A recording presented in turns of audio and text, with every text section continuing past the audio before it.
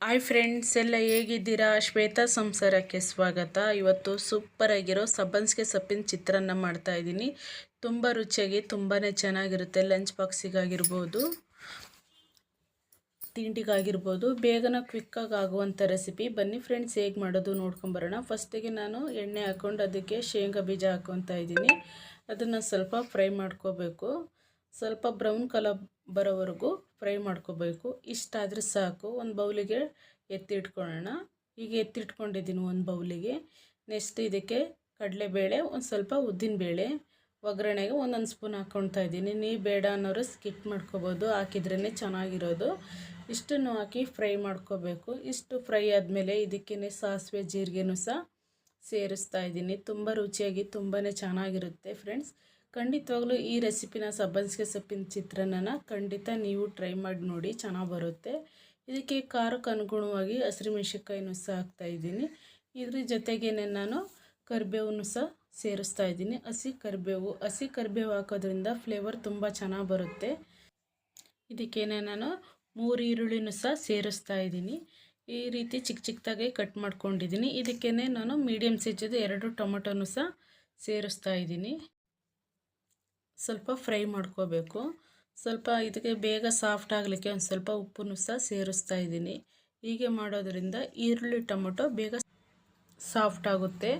ನಾವು ಬೇಗ ಕ್ವಿಕ್ಕಾಗಿ ಬೆಳಗ್ಗೆ ತಿಂಡಿಗೆ ಏನು ಮಾಡಬೇಕು ಅನ್ನೋ ಟೆನ್ಷನ್ನಲ್ಲಿ ನಾವು ಏನಾದರೂ ಮಾಡಬೇಕು ಅಂತ ಹೇಳ್ತಾ ಇರ್ತೀವಿ. ಮಕ್ಕಳು ಅದು ಬೇಡ ಇದು ಬೇಡ ಅನ್ನೋ ಟೈಮ್ನಲ್ಲಿ ಈ ಥರ ಸಬ್ಬನ್ಸ್ಗೆ ಸೊಪ್ಪಲ್ಲಿ ಚಿತ್ರಾನ್ನ ಮಾಡಿಕೊಟ್ರೆ ಮಕ್ಕಳು ಕೂಡ ಖುಷಿ ಪಡ್ತಾರೆ. ಲಂಚ್ ಬಾಕ್ಸಿಗೂ ಸಹ ಆಗ್ಬೋದು. ಒಂದು ಕಟ್ಟು ನಾನು ಸಬ್ಬನ್ಸ್ಗೆ ಸೊಪ್ಪನ್ನು ಕ್ಲೀನ್ ಮಾಡಿಕೊಂಡು ನಾನು ತೊಳ್ಕೊಂಡು ಈ ಥರ ಚಿಕ್ಕದಾಗಿ ಹೆಚ್ಚಿಟ್ಕೊಂಡಿರಿ. ನೀವು ಬೇಕಿದ್ರೆ 2 ಕಟ್ಟನ್ನು ಸಹ ಬಳಸ್ಬೋದು.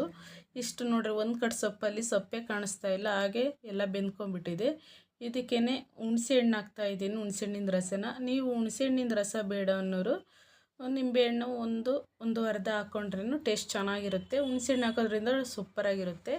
ಇದಕ್ಕೊಂದು ಸ್ವಲ್ಪ ಅರಶಿನ ಪುಡಿನೂ ಸಹ ಸೇರಿಸಿ ನೀಟಾಗಿ ಹುಳಿ ಅಂಶ ಎಲ್ಲ ಎಣ್ಣೆ ಬಿಡೋವರೆಗೂ ನಾವು ಫ್ರೈ ಮಾಡ್ಕೋಬೇಕು. ತುಂಬ ರುಚಿಯಾಗಿ ಬರುತ್ತೆ. ಜ್ವರದ ಬಾಯಿನವ್ರಿಗಂತೂ ಹುಳಿ ಖಾರವಾಗಿರೋದ್ರಿಂದ ತುಂಬ ರುಚಿಯಾಗಿರುತ್ತೆ. ನೀವು ಸ್ವೀಟ್ ಇಷ್ಟಪಡೋರು ಒಂದು ತುಂಡು ಬೆಲ್ಲ ಬೇಕಿದ್ರೆ ಹಾಕ್ಕೊಳ್ಳಿ, ತುಂಬ ಚೆನ್ನಾಗಾಗುತ್ತೆ. ಲಾಸ್ಟಲ್ಲಿ ಒಂದು ಸ್ವಲ್ಪ ಶೇಂಗಾ ಬೀಜನೂ ಸಹ ಸೇರಿಸ್ತಾ ಇದ್ದೀನಿ. ಸ್ವಲ್ಪ ಕೊತ್ತಂಬರಿನೂ ಸಹ ಸೇರಿಸ್ತಾ ಇದ್ದೀನಿ. ನೀಟಾಗಿ ಮಿಕ್ಸ್ ಮಾಡ್ಕೊಂಡ್ಬಿಟ್ಟು ನಿಮಗೆ ಗೊಜ್ಜು ನಿಮಗೆ ಎಷ್ಟು ಬೇಕೋ ಅಷ್ಟನ್ನು ಇಟ್ಕೊಂಡು ನೀವು ಮಿಕ್ಕಿದ್ದಕ್ಕೆ ನೀವು ರೈಸ ಕಲಿಸ್ಕೋಬೋದು, ಮಿಕ್ಸ್ ಮಾಡ್ಕೋಬೋದು. ನಾನಿಲ್ಲಿ ಒಬ್ರಿಗಾಗೋವಷ್ಟು ಮಾತ್ರ ನಾನು ಬಿಟ್ಕೊಂಡು ನಾನು ಮಿಕ್ಕಿದ್ದೆಲ್ಲ ಎತ್ತಿಟ್ಕೊಂಡಿದ್ದೀನಿ ನಾನು ಗೊಜ್ಜನ್ನು. ಇದಕ್ಕೆ ನಾನು ಒಬ್ರಿಗಾಗೋವಷ್ಟು ನಾನು ರೈಸ್ ಮಾತ್ರ ಮಿಕ್ಸ್ ಮಾಡ್ಕೊತಾ ಇದ್ದೀನಿ. ತುಂಬ ರುಚಿಯಾಗಿ ತುಂಬಾ ಚೆನ್ನಾಗಿರುತ್ತೆ ಫ್ರೆಂಡ್ಸ್. ಒಂಥರ ಹುಳಿ ಸಿಹಿ ಬೆಲ್ಲ ಹಾಕ್ಬಿಟ್ರಂತೂ ಹುಳಿ ಸಿಹಿ ಖಾರವಾಗಿ ಚೆನ್ನಾಗಿರುತ್ತೆ. ಕೆಲವರು ಸಿಹಿ ಇಷ್ಟಪಡಲ್ಲ ಅನ್ನೋರು ಬೇಡ ಸ್ಕಿಪ್ ಮಾಡ್ಕೊಂಬಿಡಿ. ನನ್ನ ಮಗಳು ಒಂಚೂರು ಇಷ್ಟಪಡೋದ್ರಿಂದ ಸ್ವಲ್ಪ ಬೆಲ್ಲ ಹಾಕಿದ್ದೀನಿ. ತುಂಬ ಚೆನ್ನಾಗಾಗುತ್ತೆ. ಖಂಡಿತವಾಗ್ಲೂ ಈ ರೆಸಿಪಿನ ಟ್ರೈ ಮಾಡಿ ಹೇಗೆ ಬಂದಿದೆ ಅಂತೇಳಿ ಕಮೆಂಟ್ ಹಾಕಿ. ನಾನು ತಟ್ಟೆಗೆ ಸರ್ವ್ ಮಾಡಿದ್ದೀನಿ. Thank you.